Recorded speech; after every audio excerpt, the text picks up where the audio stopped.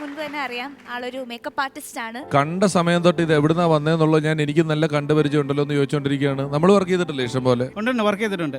അപ്പൊ makeup artist ആയിട്ടുള്ള നമ്മൾ ഈ സ്റ്റാൻഡപ്പ് കോമഡിയിലോട്ട് വരാൻ തീരുമാനിക്കാനുണ്ടായ കാരണം എന്താ? അത് നമ്മുടെ സുഹൃത്തും ഗുരുനാഥനുമാണ് രതീഷ് കാരക്കാട് എന്ന് പറയുന്ന അദ്ദേഹമാണ് ഇതിലേക്ക് എന്നെ ക്ഷണിച്ചത്.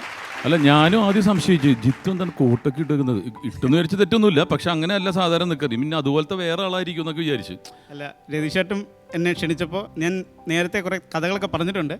അപ്പോൾ ആ കഥകൾക്കൊന്ന് പറയാൻ പറ്റുമെന്ന് ചോദിച്ചപ്പോൾ ഞാനൊന്ന് പരീക്ഷ നോക്കാന്നുള്ള രീതിയിലാണ് ഞാനിവിടെ വന്നത്. Very good. നമ്മള് ഈ ഇന്ന പണി ഇന്ന ആളെന്നൊന്നും എവിടെ എഴുതി വെച്ചിട്ടൊന്നുമില്ല. നമ്മൾ ചിലപ്പോൾ ചില ശ്രമങ്ങളങ്ങ് നടത്തുമ്പോഴാണ് ഒരാൾ വേറെ ആളായി പോകുന്നത്. അല്ല, സത്യം പറയും, ഇപ്പം അങ്കമാലി ഡയറീസ് ഒരു ഉദാഹരണത്തിന് ഞാൻ പറയുന്നതാണ്. Every man is an actor എന്നുള്ളതിൻ്റെ തെളിവാണത്. കാരണം എൻ്റെ അളിയൻ അതിൽ വക്കീലായിട്ട് അഭിനയിച്ചിട്ടുണ്ട്. അളിയൻ ജീവിതത്തിൽ കല്യാണത്തിൻ്റെ ക്യാമറ വന്നാൽ പോലും ഇങ്ങനെയൊക്കെ നോക്കുന്ന ആളാണ്. പുള്ളിയെടുത്ത് ഈ ചെമ്പൻ വിനോദിൻ്റെ വീടിൻ്റെ അടുത്ത്. അപ്പോൾ ചെമ്പൻ ചെന്നിട്ട് ചോദിച്ചു, ഇങ്ങനത്തെ ഒരു കേസിന് എങ്ങനെയാണ് റെഫറൻസ് പറയേണ്ടതെന്ന് പറഞ്ഞപ്പോൾ പുള്ളി അവിടെ നിന്ന് ഭക്ഷണം കഴിച്ചിട്ട് ഇത് ഇങ്ങനെ എന്നൊക്കെ പറഞ്ഞു. ഇത് എന്നെ ക്യാമറയുടെ മുമ്പിൽ ചെയ്യാൻ പറ്റുമെന്ന് ചോദിച്ചു. പുള്ളി പറഞ്ഞു, ഞാൻ അങ്ങനെ ചെയ്തിട്ടൊന്നുമില്ല. 2 ദിവസം ക്ലാസ് കൊടുത്തു, പക്ഷേ അസാധ്യമായിട്ട് അഭിനയിച്ചു. എങ്ങനെയാണ് ഒരു ഡയറക്ടർ ഒരു ആക്ടറെ ട്രെയിൻ ചെയ്തെടുക്കുന്നത്? അതിനനുസരിച്ച് പെർഫോം ചെയ്യാൻ സാധിക്കും. ഒരു ഡയറക്ടറിൽ ഏത് മനുഷ്യനെ കിട്ടിയാലും അഭിനയിപ്പിക്കാൻ പറ്റും. അപ്പോൾ നമുക്ക് ജിത്തു മുതലാളിയുടെ പെർഫോമൻസിലോട്ട് അങ്ങ് പോയാലോ? Okay, all the best. നമ്മൾ മേക്കപ്പിലാണ് വർക്ക് ചെയ്യുന്നത്. നമുക്ക് മേക്കപ്പിൽ ഒരു ആശാനുണ്ട്. അദ്ദേഹം ഇപ്പോൾ സിനിമയിലൊരു സീനിയറായിട്ടുള്ള മേക്കപ്പ് ആർട്ടിസ്റ്റാണ്. അദ്ദേഹത്തിൻ്റെ ഒരു പ്രത്യേകത എന്ന് വെച്ചിട്ടുണ്ടെങ്കിൽ അദ്ദേഹത്തിൻ്റെ പേര് പറയൂ, അത് വളരെ നല്ല കാര്യമല്ലേ? അദ്ദേഹം നാസറക്കാന്ന് പറയും, ഇടവ നാസർ എന്നാണ് അദ്ദേഹത്തിൻ്റെ പേര്. Very good. അദ്ദേഹത്തിൻ്റെ ഒരു പ്രത്യേകത എന്ന് വെച്ച് കഴിഞ്ഞാൽ നമ്മൾ എന്ത് സംശയം ചോദിച്ചാലും മേക്കപ്പിനെ കുറിച്ച് ചോദിച്ചു കഴിഞ്ഞാൽ കൃത്യമായിട്ട് ഉദാഹരണ സഹിതം അത് പറഞ്ഞ് നമ്മൾ മനസ്സിലാക്കി തരും. അതാണ് പുള്ളിയുടെ ഒരു പ്രത്യേകത. ചെന്നൈയിൽ ഒരു വടക്കംപാട്ട് സിനിമ ഷൂട്ട് ചെയ്യാണ്. അപ്പോൾ ഈ ശ്രീവിദ്യ ചേച്ചിക്ക് ഇത്ര നീളത്തിലുള്ള വലിയൊരു വിഗ്ഗാണുള്ളത്. അപ്പോൾ ഈ വിഗ് മെയിൻറ്റെയിൻ ചെയ്യാന്ന് പറഞ്ഞിട്ടുണ്ടെങ്കിൽ നമ്മൾ ഹെയർ ഡ്രസ്സർമാരുണ്ടല്ലോ, അവരത് ഷൂട്ടിങ് കഴിയുമ്പോൾ പിറ്റേ ദിവസം അത് കൊണ്ടുപോയിട്ട് വാഷ് ചെയ്ത് ഡ്രൈ ചെയ്ത് ഉണക്കി പിറ്റേ ദിവസം നമ്മൾ മേക്കപ്പ് റൂമിൽ കൊണ്ടുവന്ന് വയ്ക്കും. അപ്പോൾ ഇതിൻ്റെ ഒരു സ്മൂത്ത്നെസ് പോകാതിരിക്കാൻ വേണ്ടിയിട്ട് ഇടയ്ക്കിടയ്ക്ക് ഇത് പെട്രോളിൽ മുക്കി വാഷ് ചെയ്ത് വയ്ക്കുന്നൊരു പരിപാടിയുണ്ട്. അങ്ങനെ ഒരു ദിവസം ഇത് പെട്രോളിൽ മുക്കി വാഷ് ചെയ്ത് മേക്കപ്പ് റൂമിൽ ഒരു ആണി അടിച്ച് ഇങ്ങനെ തൂക്കിയിട്ടിരിക്കുകയാണ്. എന്നിട്ട് ഇവരെ തലേദിവസം ലേറ്റ് ഷൂട്ടിംഗ് ആയതുകൊണ്ട് അവരൊരു കസേര ഇട്ടിട്ട് അതിലിരുന്ന് ഉറങ്ങുകയാണ്. അപ്പോഴാണ് നമ്മുടെ 2 മേക്കപ്പ് അസിസ്റ്റൻ്റ് തമ്മിലൊരു തർക്കം വന്നു. ഇത് സിന്തറ്റിക് ഹെയർ ആണോ അതോ ഒറിജിനൽ ഹെയർ ആണോ എന്നുള്ള കാര്യം. അപ്പോൾ ഒരുത്തൻ പറഞ്ഞു, ഇത് ഒറിജിനൽ ഹെയർ ആണ്. അപ്പം മറ്റേ പറഞ്ഞു, ഇരിക്കില്ലല്ല, ഒറിജിനൽ ഹെയർ ആവത്തില്ല, ഇത്രയും നീളത്തിൽ ഒറിജിനൽ ഹെയർ കിട്ടുമോ, ഇത് സിന്തറ്റിക് ഹെയർ ആണ്. അപ്പോഴാണ് നമ്മുടെ ആശാൻ ഇങ്ങോട്ട് എൻട്രി ആവുന്നത്. പുള്ളി വെച്ചാൽ എന്താ പ്രശ്നം? അപ്പോൾ പറഞ്ഞു, ഇത് സിന്തറ്റിക് ഹെയർ ആണോ ഇത് ഒറിജിനൽ ഹെയർ ആണോ? എടാ മണ്ടന്മാരെ, സിന്തറ്റിക് ആണോ ഒറിജിനൽ ആണോ എന്ന് അറിയാനായിട്ടൊരു വഴിയില്ലേ? നമ്മൾ സാധാരണ ഈ വിഗ് സിന്തറ്റിക് ആണോ ഒറിജിനൽ ആണോ എന്ന് അറിയേണ്ട ഒരു വഴിയുണ്ട്. അതിൻ്റെ ഒരു ഇത്തിരി മുടി എടുത്തിട്ട് നമ്മൾ കത്തിച്ച് നോക്കും. കത്തിച്ച് നോക്കുമ്പോൾ പ്ലാസ്റ്റിക് ആണ്, സിന്തറ്റിക് ആണ്, ഈ പ്ലാസ്റ്റിക് പോലെ ഇത് ഉരുകും. ഒറിജിനൽ ഹെയർ ആണെങ്കിൽ മുടി കത്തിയ മണം വരും. അങ്ങനെ ഇത് പെട്രോളിൽ വാഷ് ചെയ്ത് തൂക്കിയിട്ടിരിക്കുന്ന വിഗാണ്. ഈ പുള്ളി ഇപ്പം തന്നെ കാണിക്കാമെന്ന് പറഞ്ഞിട്ട് അതിൻ്റെ താഴെ കൊണ്ടുവന്ന് ലൈറ്റർ എടുത്ത് കത്തിക്കല്ല, ഭൂം അങ്ങ് കത്തി. ഈ സാധനം ബാലൻസ് കിട്ടുന്ന 2-3 ക്ലിപ്പ് മാത്രമാണ്. അപ്പോൾ ഈ കസേരയിൽ നിന്ന് ഉറങ്ങുന്ന ഹെയർ ഡ്രസ്സർ ഈ ശബ്ദമെല്ലാം കേട്ട് എണീറ്റ് അതുപോലെ തന്നെ അങ്ങ് ബോധം കിട്ടി. ഈ 2 മേക്കപ്പ് അസിസ്റ്റൻ്റ് 2 ധ്രുവത്തിലേക്കും പോയി അമ്മരെ കിട്ടിയിട്ടില്ലെന്നാണ് പറയുന്നത്. അതിലൊരു അസിസ്റ്റന്റ് പുള്ളി തന്നെ ഉണ്ടോ? നാസർക്ക് എന്താ വെച്ച് കഴിഞ്ഞാൽ അവിടെ നിന്ന് നേരെ ഇറങ്ങിയിട്ട് റൂമിൽ പോലും പോയില്ല. ഒരു പച്ചക്കറി വണ്ടി വന്ന് മദ്രാസിൽ നിന്ന് ചെന്നൈയിൽ കേരളത്തിലേക്ക് വരുന്നത്, അതിൽ കയറി പോന്നിട്ട് പുള്ളി ആ സിനിമ നിന്നു എന്നാണ് പറയുന്നത്. കാരണം പിന്നെ 10 ദിവസം കഴിയണം ഈ സിനിമ റീഷൂട്ട് ചെയ്യണമെങ്കിൽ. ഈ വിഗ് വരണം, പിന്നെ ഇത് അപ്പോഴത്തേക്കും ആർട്ടിസ്റ്റിൻ്റെ ഡേറ്റൊക്കെ പോയി.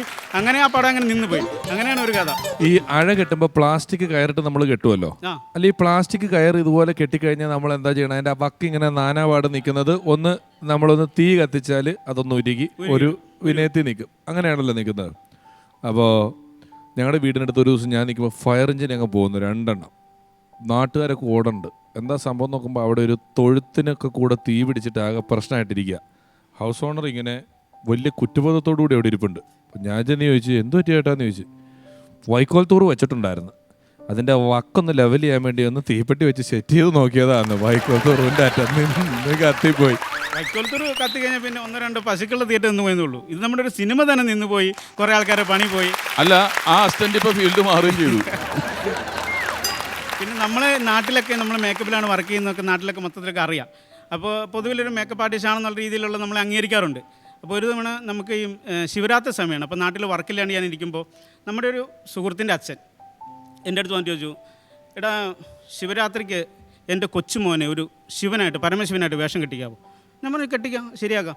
അപ്പോൾ എന്നെ എത്ര രൂപ വേണം? ഞാൻ പറഞ്ഞു എന്തെങ്കിലും തന്നാൽ മതി, കുഴപ്പമൊന്നുമില്ലെന്ന്. അപ്പോൾ ഞാൻ പ്രതീക്ഷിക്കുന്ന ഒരു 1000 രൂപ കിട്ടുമായിരിക്കും.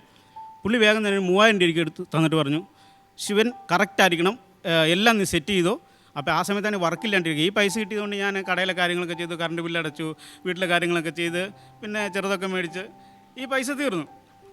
പക്ഷേ ഇന്ന് പിന്നെ ഞാൻ മറന്നുപോയി. ഒരു 2 ആഴ്ച കഴിഞ്ഞിട്ടാണ് വീണ്ടും പിന്നെ ശിവരാത്രി ഉള്ളത്. ഈ ശിവരാത്രി തലേൻ്റെ തലേദിവസം ഇദ്ദേഹത്തെ കവലയിൽ വെച്ച് കാണുമ്പോൾ ചോദിക്കുകയാണ്, എടാ മറ്റേ സെറ്റായില്ലേ, പരമശിവൻ സെറ്റായിട്ടില്ലേ? അപ്പോഴാണ് ഞാൻ ഓർക്കുന്നത്, ദൈവമേ പരമശിവനെ സെറ്റാക്കണം. ഇത് ഫുള്ള് പരമശിവൻ്റെ കോസ്റ്റ്യൂമും പാമ്പും ശൂലവും ഉടുക്കും എല്ലാം വേണം, പിന്നെ വിക്കൊക്കെ നമ്മുടെ കയ്യിലുണ്ട്. ഞാൻ പറഞ്ഞു ശരിയാക്കാം, കുഴപ്പമൊന്നുമില്ല എന്ന് പറഞ്ഞു. ഞാൻ വീട്ടിൽ ചെന്നിട്ട് നോക്കുമ്പോൾ ഒരു മഞ്ഞ ബെഡ്ഷീറ്റുണ്ട്. ഈ ബെഡ്ഷീറ്റ് ഞാൻ ചാടി പിടിച്ചത് കീറിയൊരു പുലുത്തോലുണ്ടാക്കുന്ന രീതിയിലാണ്. അപ്പോൾ വൈഫും പിടിച്ച് ഇത് തരുത്തില്ല എന്ന് പറഞ്ഞാൽ അങ്ങനെ അങ്ങോട്ടും ഇങ്ങോട്ടും വലിയായി അത് ഒരു വിധത്തിൽ കീറിയെടുത്ത് അതുകൊണ്ടൊരു പുലുത്തോലുണ്ടാക്കി. പിന്നെ ഒരു വാഴയുടെ ഈ ഓല ഇതുണ്ടല്ലോ, വാഴച്ചപ്പട്ട, അതുകൊണ്ട് ഒരു പാമ്പിനെ ഉണ്ടാക്കി. പിന്നെ ഒരു വാരി എടുത്തിട്ട് ഒരു ശൂലം ഉണ്ടാക്കി, ഉടുക്ക ഫുൾ സാധനം സെറ്റ് ചെയ്തു.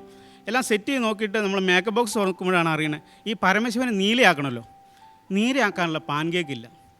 അപ്പോൾ പിന്നെ ഇനി ഒന്നുകിൽ എറണാകുളത്ത് അല്ലെങ്കിൽ മൂവാറ്റുപുഴ പോയി മേടിക്കണം. പിന്നെ അത് പോകാനും എനിക്കൊരു മടി. അപ്പോൾ എൻ്റെ ഒരു കൂട്ടുകാരാണ് എറണാകുളത്ത് പോകുന്നുണ്ട്. അപ്പോൾ ഇവൻ്റെ കയ്യിൽ ഞാൻ കുറച്ച് പൈസ കൊടുത്തിരുന്നു, എടാ ഇന്ന കടയിൽ പോയി കഴിഞ്ഞാൽ നീല നിറത്തുള്ള പാൻ കേക്ക് കിട്ടും, അത് നീ മേടിച്ചുകൊണ്ട് വരണം, നാളെ പരമശിവനാക്കാനുള്ളതെന്ന് പറഞ്ഞു. ഇവൻ പറഞ്ഞു നോക്കട്ടെ, റെഡിയാക്കാം, നീ ബാക്കിയെല്ലാം സെറ്റാക്കിക്കോളാം പറഞ്ഞു. ഞാൻ ബാക്കിയെല്ലാം സെറ്റാക്കി. പിറ്റേ ദിവസം നേരം വെളുത്ത് കഴിഞ്ഞൊരു സൈക്കിളൊക്കെ എടുത്തുകൊണ്ട് പാൻ കേക്കായിട്ട് കൊണ്ടുവന്നു. എടാ ഇതാ പാൻ കേക്ക് നീ റെഡിയാക്കോളാൻ പറഞ്ഞു. ഞാൻ ഈ ചെറുക്കനെ പിന്നെ പുലിത്തോലൊക്കെ അണിയിച്ചു, പിന്നെ ബിഗൊക്കെ വെച്ച് രുദ്രാക്ഷമൊക്കെ ഇട്ട് പാമ്പിനെ എല്ലാം ഫുൾ സെറ്റ് ചെയ്തിട്ട് ഈ പാൻ കേക്ക് തുറന്ന് നോക്കുമ്പോഴാണ് ഇവൻ കൊണ്ടുവന്നിരിക്കുന്ന പച്ച പാൻ കേക്ക്. ഇവൻ്റെ ഇത് പച്ച പാൻ കേക്കല്ലേ? അപ്പോൾ അവന് ഇത് നീലയല്ലേ, എടാ ഇത് പച്ചയാണ്. അവൻ ഈ പച്ചയും നീലയും തിരിച്ചറിഞ്ഞൂടാ, ആകാപ്പാടെ കൺഫ്യൂഷൻ. ഇനിയിപ്പോൾ എന്ത് ചെയ്യും? ഇനിയാണ് നീല സെറ്റ് ചെയ്യാനുള്ള സമയമില്ല. ഞാൻ വേഗം തന്നെ ഒരു കാര്യം, എടാ എന്നെ അവൻ പറഞ്ഞു, എടാ കുഴപ്പമില്ല, അത് അടിച്ചു കൊടുക്കുക, അതൊന്നും വില അറിയത്തില്ല, പച്ച നീല ആൾക്കാർക്ക് എന്നെ പോലെ എല്ലാവർക്കും ഒന്നും അറിയാൻ പറ്റില്ല, നീ അങ്ങ് ചെയ്തോളാൻ പറഞ്ഞു.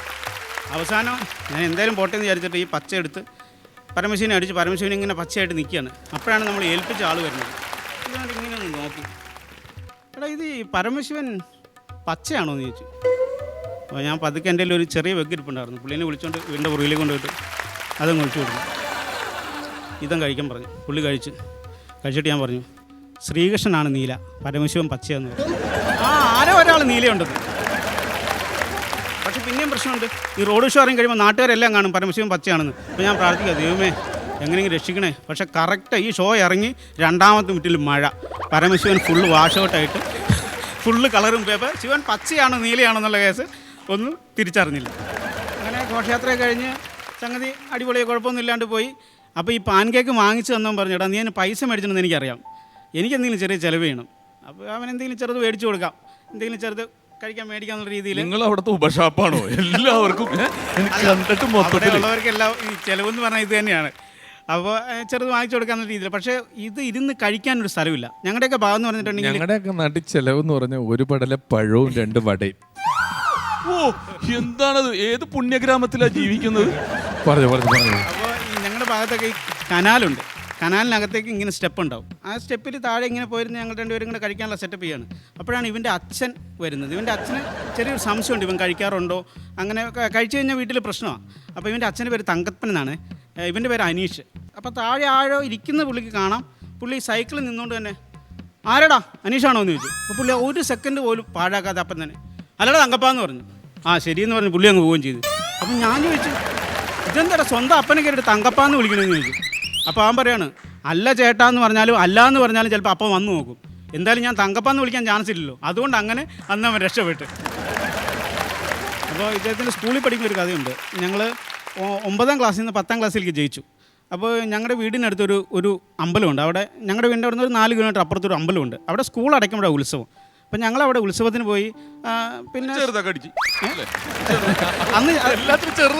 അന്ന് ചേർന്ന് കഴിച്ചില്ല, അന്ന് സ്കൂളിൽ പഠിക്കുന്ന സമയമാണ്. ഉത്സവമെല്ലാം കഴിഞ്ഞ് പിന്നെ സ്കൂൾ തുറന്നപ്പോൾ നമ്മുടെ ആ അമ്പലമുള്ള ഒരു സ്ഥലത്തുള്ള ഒരുത്തനുണ്ട്, കൂട്ടുകാരനുണ്ട്. അവൻ നമ്മുടെ അനീഷിനോട് പറയുകയാണ്, എടാ നീ ഉത്സവത്തിന് വന്നപ്പോൾ നിന്നെ ഒരു പെണ്ണ് കണ്ടിട്ട് ഭയങ്കരമായിട്ട് ഇഷ്ടപ്പെട്ട്, അവൾ ചോദിച്ചത് ആരാന്ന് ചോദിച്ച്. അപ്പോൾ ഞാൻ പറഞ്ഞു എൻ്റെ കൂട്ടുകാരനാണെന്ന് പറഞ്ഞു. അപ്പോൾ ഈ അനീഷിന് ഭയങ്കര ആവേശമായി. അപ്പോൾ എന്താടാ അവളുടെ പേരെന്ന് ചോദിച്ചു. മറ്റവൻ പറഞ്ഞു, എടാ അവളുടെ പേര് സ്റ്റെഫി. എന്നാണെങ്കിൽ സ്റ്റെഫിഗ്രാഫി ടെന്നീസ് കളിക്കുന്ന സമയം ഹിറ്റായിരിക്കുന്ന സമയമാണ്. അപ്പോൾ ഞാൻ എടാത്തം വെറുതെ പറഞ്ഞടാ, അപ്പോൾ ഇവനാണെങ്കിൽ ഒരു പെണ്ണ് ആദ്യമായിട്ട് ഇവന് ഇഷ്ടപ്പെട്ടു എന്നുള്ളൊരു ഇതിൽ ഭയങ്കരമായിട്ട് അതും മാറ്റാൻ അവന് താല്പര്യമില്ല. അപ്പോൾ ഇവൻ്റെ മനസ്സിലൊക്കെ ആണെങ്കിൽ ഓരോ സ്ഥലത്ത് ഈ പെണ്ണിങ്ങനെ ഉത്സവത്തിന് പോകുമ്പോൾ ആ സൈഡിൽ നിന്ന് നോക്കണതിൻ്റെ ഒരു ചിന്ത, ഇവിടെ സ്റ്റെഫിഗ്രാഫ് ഇങ്ങനെ കുട്ടി പാവാടയൊക്കെ ഇട്ട് അങ്ങനെ നടക്കണം, അങ്ങനത്തെ ഒരു ചിത്രം ഇവൻ്റെ മനസ്സിൽ വന്നു. അപ്പോൾ ഇവളെ മാറ്റാൻ ഇവനൊരു രക്ഷയില്ല. അപ്പം പറഞ്ഞു, എടാ എനിക്കൊന്ന് കാണാൻ പറ്റുമോ? അന്നേരം പറഞ്ഞു, പെട്ടെന്ന് കാണാനൊന്നും പറ്റത്തില്ല, ഞാൻ നാളെ മുതൽ കത്ത് മേടിച്ചോണ്ട് തരാം. കത്ത് ഇവള് കൂത്താട്ടോളം സ്കൂളിൽ പഠിക്കുമെന്നാണ് അവൻ പറഞ്ഞേക്കണേ. പിറ്റേ ദിവസം ഇവൻ കത്ത് കൊണ്ടുവന്നിരിക്കുകയാണ്. കത്ത് കൊണ്ടുവന്നിട്ട്, ചേട്ടനെ ഞാൻ ഉത്സവത്തിന് പറമ്പിൽ വെച്ച് കണ്ടു, എനിക്ക് ചേട്ടനെ ഭയങ്കര ഇഷ്ടമായി, ചേട്ടനെ കാണാൻ നല്ല സൗന്ദര്യമുണ്ട്. അപ്പോൾ ഇവൻ്റെ എന്താ എഴുതാൻ അവൻ അറിഞ്ഞുകൂടാ. അപ്പം ഞാൻ പറഞ്ഞു, ചേട്ടാ ഇത് അവൻ എഴുതിയതായിരിക്കാണ് ചാൻസ്. എന്നാൽ ഇവൻ സമ്മതിക്കണം, ഇല്ലില്ല ചിലപ്പോൾ ആ പെണ്ണിനെ അറിഞ്ഞുകൂടായിരിക്കും അതാ. അങ്ങനെ ഇവൻ എന്ന് കത്ത് കൊണ്ട് കൊടുത്താലും അന്ന് 1 രൂപ ഒരു പൂക്കേക്ക് കിട്ടും. പൂക്കേക്കും 1 രൂപയുടെ ഒരു കൂൾ ഡ്രിങ്ക്സും, 2 രൂപയ്ക്ക് ഇവൻ ഒരു പൂക്കേക്കും ഒരു കൂൾ ഡ്രിങ്ക്സും ഈ കത്ത് കൊണ്ട് കൊടുക്കുന്ന ദിവസം ഇവൻ പ്രതിഫലമായിട്ട് മേടിക്കും. പിന്നെ ഓരോ ദിവസം കത്തുകളിൽ ചെറിയ ചെറിയ ആവശ്യങ്ങളൊക്കെ ആണെങ്കിൽ, എനിക്ക് സ്റ്റാമ്പ് വാങ്ങാൻ 1 രൂപ വേണം ചേട്ടാ എന്നൊക്കെ പറയുമ്പോൾ ഇവൻ എവിടെ നിന്നെങ്കിലും ഒപ്പിച്ച് ഇത് കൊണ്ടു കൊടുക്കും. അപ്പോൾ ഞാൻ പറയും, എടാ ഇത് ഇവൻ തന്നെ എഴുതാമെന്നാണ് എനിക്ക് തോന്നുന്നത്. പക്ഷേ ഇവൻ സമ്മതിക്കില്ല, ഇത് ഈ സ്റ്റെഫി തന്നെ എഴുതി കൊടുക്കണമെന്നാണ് ഇവൻ വിശ്വസിച്ചിരിക്കുന്നത്. അങ്ങനെ ഒരു ദിവസം ലെറ്ററിൽ എഴുതിയിരിക്കുകയാണ്, എൻ്റെ ഇൻഷുറൻസ് ബോക്സ് കളഞ്ഞു പോയി, അച്ഛൻ അറിഞ്ഞാൽ എന്നെ തല്ലും, എനിക്ക് ഒരു ഇൻഷുറൻസ് ബോക്സ് വാങ്ങി തരുമോ? ക്യാമലിൻ്റെ വേണ്ട, നടരാജിൻ്റെ ആയാലും മതിയെന്ന്. ക്യാമലിൻ്റെ 20 രൂപയാവും, നടരാജിന് 12 രൂപയുള്ളൂ. അപ്പോൾ ഇവൻ എവിടെ നിന്നൊക്കെയോ സെറ്റപ്പാക്കി ഈ 12 രൂപയ്ക്ക് ഈ നടരാജൻ്റെ ബോക്സ് വാങ്ങി ഇവൻ്റെ കയ്യിൽ കൊടുത്തു വിട്ടു, മറ്റേ സ്റ്റെഫിക്ക് കൂത്താളത്തുള്ള സ്റ്റെഫിക്ക് കൊടുക്കാൻ വേണ്ടിയിട്ട്. പിറ്റേ ദിവസം ശനി ഞായറുമാണ്. ശനി ഞായറും കഴിഞ്ഞിട്ട് പിറ്റേ ദിവസം വരുമ്പോൾ കാണാം ഇവൻ്റെ കയ്യിലൊരു ഇൻഷുറൻസ് ബോക്സ് ഉണ്ട്, പക്ഷേ അതിൻ്റെ പെയിൻ്റൊക്കെ ഫുള്ള് ബ്ലേഡ് വെച്ച് ചിരണ്ടി കളഞ്ഞിരിക്കുന്നു. അപ്പോൾ ചോദിച്ചു, എടാ ഇത് ഈ ഇൻഷുറൻസ് ബോക്സ് ആരുടെയാ? ഇതെൻ്റെ എടാ, കണ്ടില്ലേ പഴയതാ, പെയിൻ്റൊക്കെ പോയിരിക്കുന്നു. തുറന്നു കഴിഞ്ഞപ്പോൾ ഇതിനകത്തെല്ലാം ഫുള്ള് അതെല്ലാം പുതിയത്. എടാ അപ്പോൾ ഇതൊക്കെ പുതിയതാണല്ലോ. ഞാൻ അകത്തൊക്കെ നന്നായിട്ട് നോക്കുമല്ലോടാ, പുറമല്ലേ, അതുകൊണ്ട് പുറമൊക്കെ പെയിൻറ്റ് പോയിരിക്കുകയാണ്. എന്നിട്ട് ഇവൻ വിശ്വസിക്കണില്ല, ഇവൻ പറ്റിക്കണമെന്ന് വിശ്വസിക്കുന്നില്ല. പിന്നെ ഈ ശനിയാഴ്ചയൊക്കെ ഞങ്ങൾ സൈക്കിൾ എടുത്തിട്ട് ഇവൻ്റെ വീടിനടുത്തേക്ക് ചെല്ലും. എന്നിട്ട് ഇവൻ പറയടാ ഇന്ന് കാണാൻ പറ്റുമോ? നീ ഒരു കാര്യം ശനിയാഴ്ച വന്നേരെ, അവിടെ വെച്ച് കാണാം. ഞങ്ങൾ സൈക്കിൾ വാടകയ്ക്ക് എടുത്ത് ഇവൻ്റെ അടുത്ത് ചെല്ലും. എന്നിട്ട് പറയും 11 മണിയാകുമ്പോൾ ഒരു പുഴയിൽ കുളിക്കാൻ വരും, അപ്പോൾ നീ ഇവിടെ ഇരിക്കണം, അപ്പം ഞാൻ അവൾ വരുമ്പോൾ കാണിച്ചു തരാമെന്നുകൊണ്ട് ഞങ്ങൾ ഇരിക്കുകയാണ്. അപ്പോൾ ഇരിക്കുന്ന സമയത്ത് ചെറിയ ചെറിയ പണികളൊക്കെ ഉണ്ട്. എടാ അവിടെ നിന്ന് ഒരു 3 ബക്കറ്റ് വെള്ളം ഈ ടാപ്പിൽ നിന്ന് വെള്ളം എടുക്കുന്നത്. എടാ അവിടെ നിന്ന് 3 ബക്കറ്റ് വെള്ളം എടുത്തടാ. ഇവൻ ഈ വെള്ളം എടുത്ത് കൊടുക്കും, പശുവിന് പുല്ലെടുത്തിട്ട് കൊടുക്കും, അങ്ങനെ ചെറിയ ചെറിയ പണിക്ക് ഇവനെ കൊണ്ട് ചെയ്യിക്കും. എന്നിട്ട് എടാ 11 മണിയാകുമ്പോൾ അവൾ വരും കേട്ടോ കുളിക്കാനായിട്ട് എന്ന് പറഞ്ഞിട്ട് ഇവൻ 11 ആവണതിന് ഒരു 2 മിനിറ്റ് മുമ്പ് ഈ പെണ്ണ് വരുന്ന ആ ഡയറക്ഷനിലേക്ക് ഇവനങ്ങ് പോകും. പോയിട്ട് വേഗം ഓടി വരുന്നതാണോ, ഓ മാറിക്കോ അമ്മായിയുണ്ട്, പിടിക്കും, പ്രശ്നം എന്ന് പറയും. അവൻ പറയും, അയ്യോ അമ്മായിയുണ്ടോ, പേടിച്ചു, അമ്മായി ഭയങ്കര പ്രശ്നമാവും, പൊക്കോ എന്ന് പറഞ്ഞു കഴിയുമ്പോൾ ഞങ്ങൾ പേടിച്ചിട്ട് ഈ സൈക്കിളിൽ വെട്ടി തിരിച്ചു വരും. അങ്ങനെ ഒരിക്കൽ പോലും കാണാൻ പറ്റിയിട്ടില്ല. അങ്ങനെ ഈ 10ാം ക്ലാസ് അവൻ ഡെയിലി ഇത് മേടിക്കുന്നുണ്ടോ, കത്ത് തരുമ്പോഴെല്ലാം ഈ പൂക്കേക്കും ഈ കൂൾ ഡ്രിങ്ക്സും മേടിക്കുന്നുണ്ട്. അങ്ങനെ ലാസ്റ്റ് 10ാം ക്ലാസ് പരീക്ഷ കഴിഞ്ഞ് ഞങ്ങൾ പിരിയാണ്. പിരിഞ്ഞപ്പോൾ പറഞ്ഞു, എടാ ഈ തവണയെങ്കിലും ഈ ഉത്സവത്തിനെങ്കിലും എനിക്ക് അവളെ കാണണം, കണ്ടേ പറ്റുള്ളൂ, ഇനി എനിക്ക് പറ്റൂല, ഇനി അമ്മായിയല്ല ആര് വന്നാലും ഇനി എന്ത് എതിർപ്പുണ്ടായാലും എനിക്ക് അവളെ കാണണം. അപ്പം മറ്റവൻ ജസ്റ്റ് ഒന്ന് ആലോചിച്ചിട്ട് പറയാം, എടാ അതേ ഞാനൊരു കാര്യം പറയാൻ വിട്ടു, എടാ അവൾ കഴിഞ്ഞ ആഴ്ച മരിച്ചെന്ന്.